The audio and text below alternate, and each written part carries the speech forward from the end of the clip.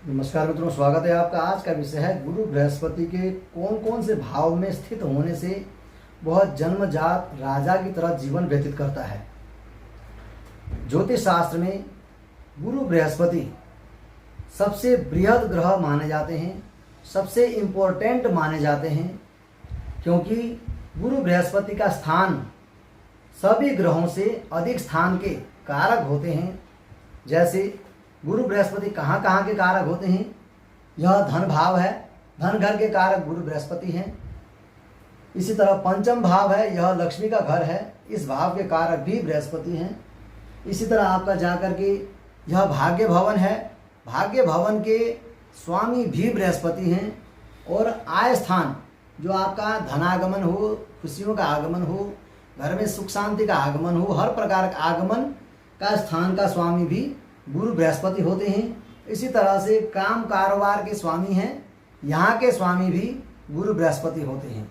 यानी कुंडली में सबसे अधिक स्थान दिया गया है गुरु बृहस्पति को, कि गुरु बृहस्पति किन किन भावों में स्थित होने से राजा जैसा जीवन होता है और वह बालक अथवा बालिकाएं सुखी जीवन व्यतीत करती हैं। आइए समझते हैं कुंडली में कौन कौन से भाव में स्थित होने से गुरु बृहस्पति राजा जैसा जीवन व्यतीत करते हैं। इस योग को प्रमाणित किया है इस श्लोक के माध्यम से।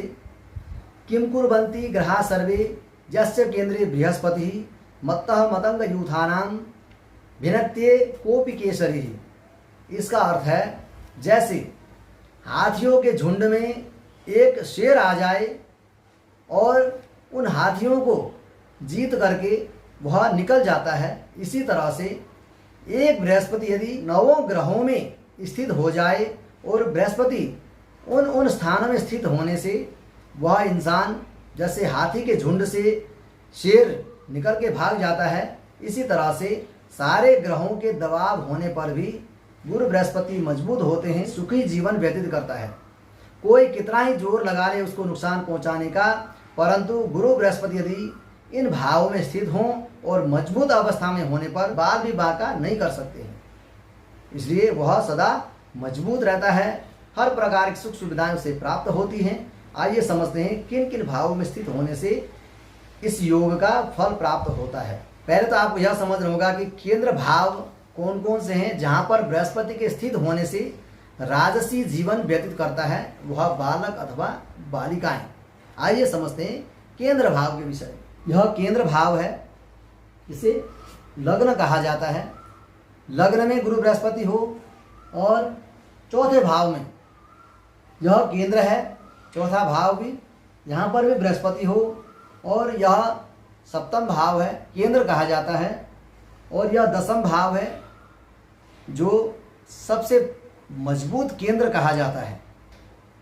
1 2 3 4, यदि 4 भावों में जन्म से ही वह सुखी जीवन व्यतीत करती हैं। इसी तरह से यह त्रिकोण है, त्रिकोण भाव में स्थित होने पर भी यह सुख प्राप्त होता है, यह योग फलदायी होता है। इसी तरह से यह 9वां भाव है, जो भाग्य भवन है, यहाँ पर गुरु बृहस्पति बैठता है तो सबसे अधिक और शीघ्र फल देने में गुरु बृहस्पति भाग्य भवन में स्थित होने से अत्यधिक फलदायी होते हैं, अत्यधिक शीघ्र फल प्रदान करते हैं। यदि इन घरों में बृहस्पति के स्थित होने पर बालक गरीब घर में भी पैदा होता है, तब भी वह बालक उसके जन्म होने के पश्चात घर की स्थिति सुधरने लग जाती है। गुरु बृहस्पति और शुक्र ऐसे ग्रह हैं जिन्हें केंद्र अधिपति होने का दोष लगता है। केंद्राधिपत्य दोषस्तु बलवान गुरु शुक्रयोः। केंद्र के अधिपति होने का दोष बलवान गुरु और शुक्र को लगता है। विशेष करके यदि गुरु शुक्र स्वग्रही होते हैं तो उन्हें केंद्र अधिपति होने का दोष लगता है।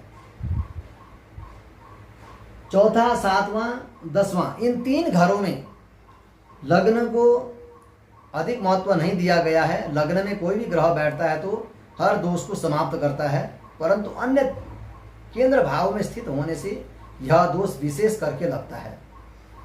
चौथा, 7वां और 10वां भाव में यदि स्वग्रही होकर के यदि गुरु अथवा शुक्र के स्थित होने से इन भाव में यदि स्वग्रही होते हैं तो निरस्त हो जाते हैं, निर्बल हो जाते हैं। यदि मित्र घर के होते हैं फिर आपको इस योग का फल अवश्य प्राप्त होगा। आप मेरे यूट्यूब चैनल को देखते रहें। वीडियो को लाइक शेयर सब्सक्राइब अवश्य करें, बेल आइकन को अवश्य दबाएं। जय श्री कृष्ण।